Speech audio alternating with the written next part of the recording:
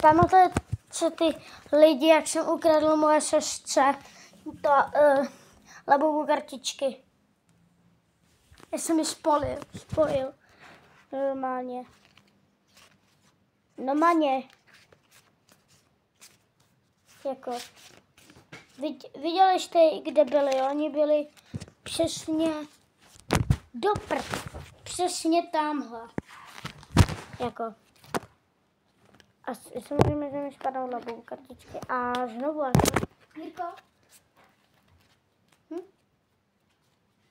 Tak je hlavně někam schovej, já dělám většinou na ochranu, jo?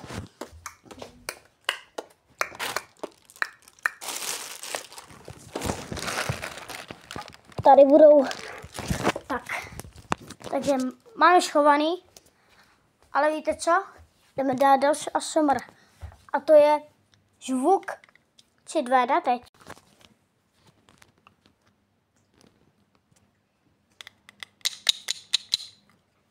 To jsme. Tak jo, další je tady tohle. Tak jo. Můžeme skočit. Tak jo. A další. A tohle.